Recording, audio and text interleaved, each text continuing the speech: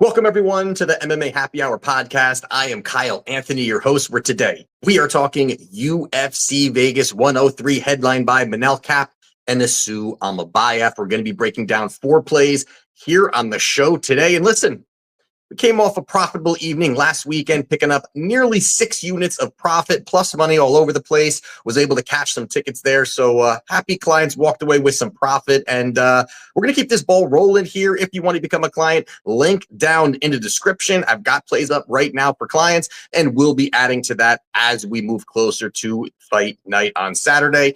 And let's get into it, right? I'm diving right in today. Let's get into the main event of the evening between Manel Kape and Asu Almabayev. Now, you've got Kape. He is minus 220. On the comeback here, you've got Almabayev plus 180. Now, this is going to be kind of one of your grappler versus striker type of matchups here, the very classic grappler versus striker type of matchup here, where you've got Manel Kape. He is high-level striker, high-level kickboxing. You've got Asu Almabayev on the other side here, who's going to be a high-level grappler, going to look to wrestle you, going to look to take you down. Now, the thing about this fight here, that the first thing that, breaking this fight down, looking at it, is I kind of think that there is some recency bias going into this fight here, where you've got, Manel Kape, who came off a career best performance here, slapping around Bruno Silva. And then you've got on the other side, you've got Almabayev, who did get a victory against Matheus Nicolau, but it wasn't a fight where he went out and he dominated. He didn't go out there and just absolutely smother him with the wrestling. And that's the big question, going into Saturday's main event is, can Asu keep down Kape? Can he do it for 25 minutes, or can he sink in a submission, or can he find a way to keep him down there? And that's the big question here. And, I think the market is kind of overreacting, I think, a little bit to, what really happened in that last fight with Asu Almabayev and Matheus Nicolau. Now, Nicolau in that spot was able to defend the takedowns. That was the big story going into that fight. He couldn't get him down, right? He couldn't get him down. And, Asu was 1 for 6 on takedowns.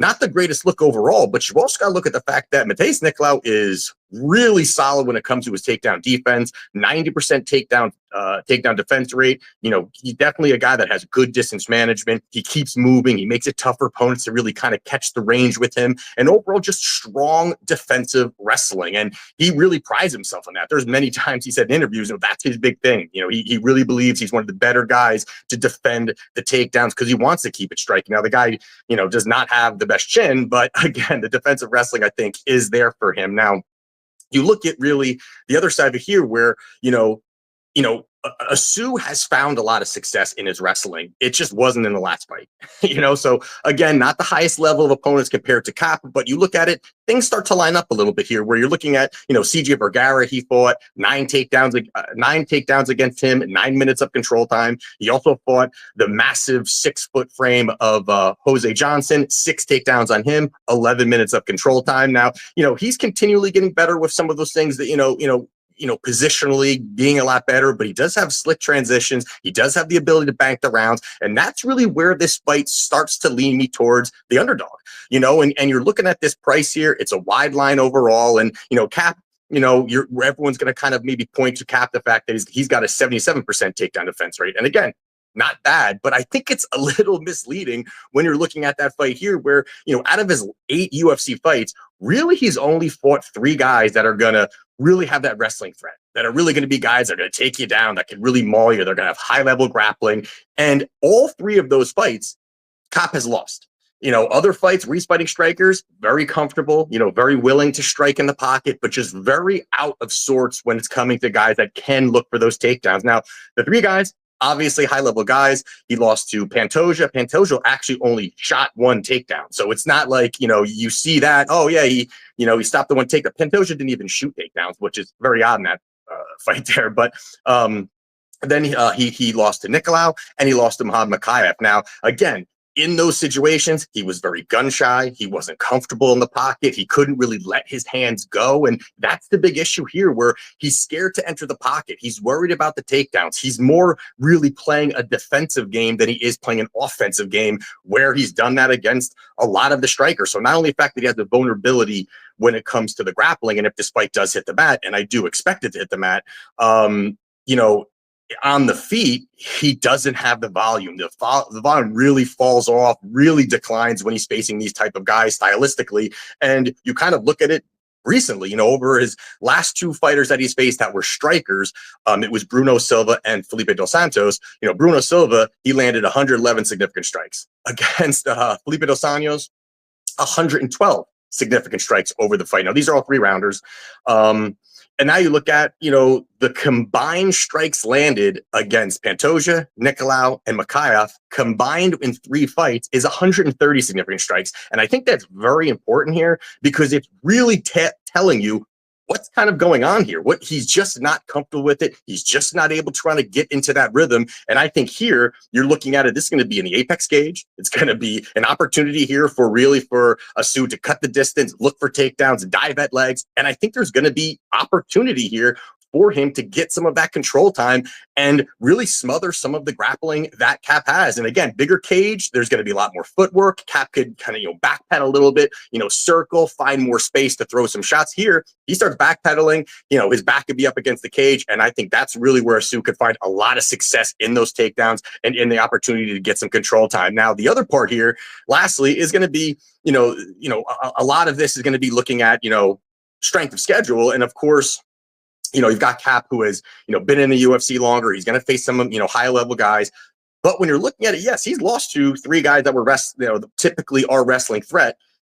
But who has he beat? I think is the bigger question here. There's a lot of hype around Cap, but he's only beating really bottom guys, in my opinion. And, he beat Bruno Silva, that's great. But Bruno Silva is 4-1, a 4-1 run in the UFC. And 3 of the guys that he beat aren't even in the UFC anymore. We're absolute trash cans. And he went out there and beat them. Not the greatest, and a guy that's going to provide a type of fight that Cap wants.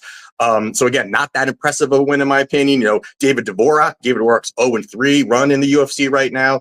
Zalgis and Magulov here, 1-6 in the UFC. He's no longer with the organization. Ode Osborne, 1-4 run in the UFC. Now, you can say what you want because there's always going to be, hey, Asu has not fought these higher level guys. Plus, Asu has fought some of these guys and beat them.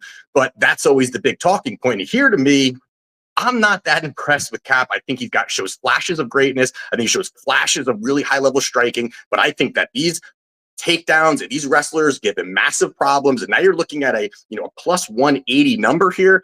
I like Asu Almabayev. I think this is a dog or pass spot here. So I'm taking Asu Almabayev to get the job done. Next one here we're going to be going over is William Gomis versus Haider Emil. You've got Gomis minus 210 on the comeback here. You've got Haider Emil plus 165. Now, this is going to be like a really boring fighter versus a very aggressive fighter. So this should be interesting to kind of see how this whole thing really plays out. But, you got Gomis, who's going to look for a low volume, slow paced type of fight. That's what he's going to look to do. That's what he's continued to do throughout his career. That's the type of guy that he is. He wants to work at range, work on the outside, skirt on the outside of the cage, land some shots. And that's really what he does overall. Now, the issue for that type of style is that, the margins to win are very small. Very small, because he's not having these big, for the most part, not having these big impactful moments, not landing these big shots, not having these big combinations or, rocking his opponent. He's comfortable pitter-pattering from the outside and very low volume and just looking to be very defensively sound. The guy's got insane striking defense, but it's also, he just doesn't put himself in harm's way at all. And you look at it, he's 4-0 in the UFC. 2 of them were by split decision. The most recent one was against Joe Anderson Brito, which is a fight that I kind of thought Brito won. I kind of would give it to Brito. But you do have Gomis that was able to go out there and outland him by a little bit, not by a wide margin. You had Brito getting 3 takedowns, and this was in France, so Gomis got the nod. But close fight again, and just it wasn't the most impressive fight overall. Now, Haider Emil on the other side is completely the opposite of Gomis. He's going to look to push forward. He's going to look to throw the big shots. He wants to brawl. He wants to exchange. He's going to crash the pocket. He's going to push forward. And that's where things start to get interesting here in this fight, because, you've got Gomis, who's going to want to be, more technical from the outside and ranging from the outside. We've got Emil, who's going to be the far more dangerous guy between these two. Now, this is another situation where, It is in the apex cage. It may, limit some of the movement for Gomes, but, Emil is going to move forward and going to throw the big shots. Now, I think that where he can find the success is the fact that, Gomes just throws really low volume overall. He lands 2.5 significant strikes per minute, which is massively low. When you're looking at, statistics of other fighters, it's just a very low range. Where you've got Emil on the other side here. He lands 6.5 significant strikes per minute. So he's going to have that volume. He's going to be able to push that out. And that's where the difference is. He's going to be the more dangerous striker. He's going to be able to have the more volume, probably have the bigger moments when you're looking at these two, because again, Gomes is probably going to be backpedaling for most of this fight. It depends how they're going to be judging some of that stuff, or he's walking him down and Gomes is just kind of throwing punches off his back foot. Going to be interesting to see. But I think that this is a spot here where the upside is on Haider Emil. I just don't really like what I see from Gomes. He's too timid in the pocket, too low volume, doesn't threaten too much here, where I think Haider can just come forward, not be worried about any kind of power that's coming towards him. And plus, I think that Haider can also throw in some takedowns. I think if he needs to, he can get that done. I think you saw Brito was able to find some success. I think that Haider, when he's crashing the pocket, could, kind of bully him, look to get him down and find some success there. And that could be what kind of changes the round, where if it's going to be a very low, slow-paced fight and Haider's moving forward, he finds some takedowns. That could be where he finds the victory. So in this spot here, I like the plus money. Again, I'm going Haider Emil plus 165 to get the job done. Now, the next one here we're going to be going with is Danny Silva, minus 210. On the comeback here, we've got Lucas Almeida plus 175. Now, you've got Silva here, who is a high volume striker who's going to look to come forward. He's going to push that pace. He's willing to swing shots in the pocket.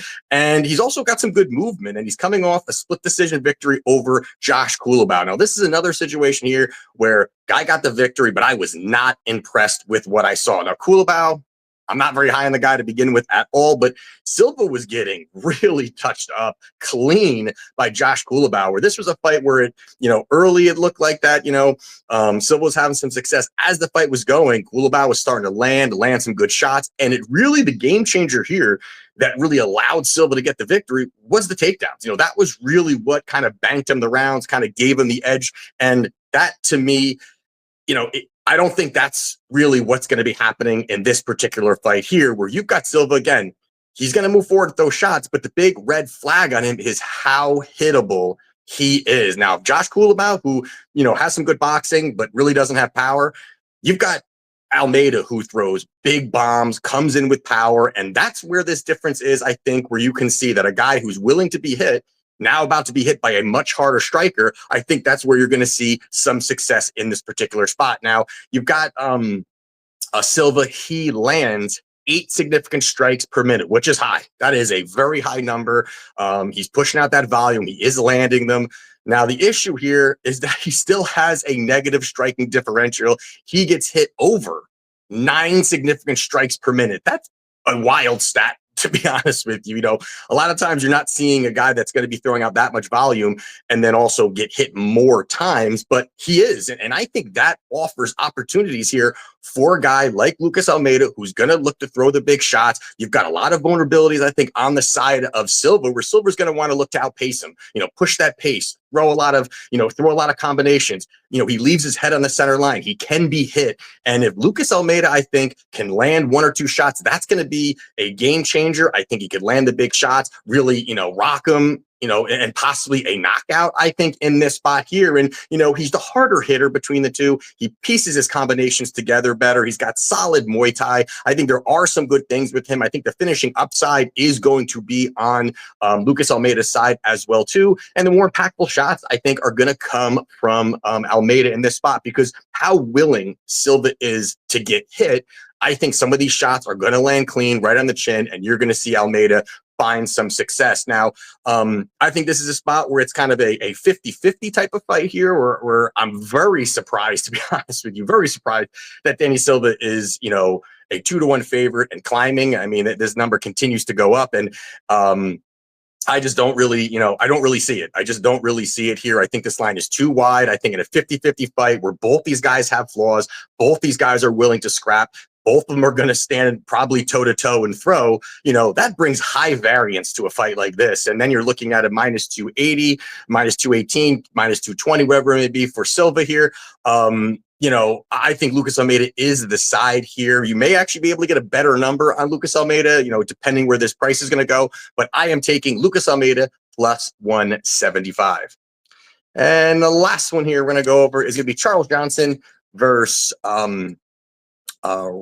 who is it? Timurov, Ramazan Timurov. And this is one here where this is an interesting one because you've got Ramazan who, was in Ryzen, was knocking guys out. He does look the part here. This guy throws big time bombs, comes over from Ryzen, knocks out CJ Vergara in the first round, looks great, 18 victories, 11 by knockout. So again, he has shown that he can throw the big shots here. And the dude's all power, very explosive. But, really his win condition in this spot, really it comes down to, I think, a KO or bust. I think this is a KO or bust type of fight. He does have some, decision victories, for him here. But I think it's really a KO or bust for Timurov in this spot here. I think that Johnson, is, although you're going to see the aggressive style from Timurov here, I think Johnson, the difference also with, we were talking about Gomes, before, is that Gomes, is going against another guy who's going to be a bulldozer and a mill, but his volume's so low. He's not dangerous, as in Gomes. This is a spot here. We've got Timurov, who is going to be the same kind of thing, who's going to come forward, who's going to want to throw big shots and cut that distance. But Charles Johnson, has good volume. He has good striking. He switches his stances very well. He does have a little bit of power in his hands. He can mix it up a lot. A good arsenal of kicks, 7-inch reach advantage. Some of those things I think are going to be a little bit different here, where he's going to push that volume out and really force, Tamir to struggle cutting that distance. I think that's going to be a massive part of this fight is, can he cut that distance? Can he land that big shot, cut that distance? And if he can't, then I think that Johnson finds a lot of success here because, again, this is another spot where it's going to be, minute winner versus moment winner. And, I don't, that's again why I think Timurov is a guy that's really the moment winner, because he could be losing, the round with a minute left and then bang, drops Johnson. But I think that Johnson is defensively sound. I think that his striking is pretty good. I think he can mix in some takedowns if he wanted to. And I think that's where he can find success because he's going to struggle, I think, cutting that distance in Timurov, cutting in that 7-inch reach advantage and the high volume and the really the versatile striking that Johnson does have.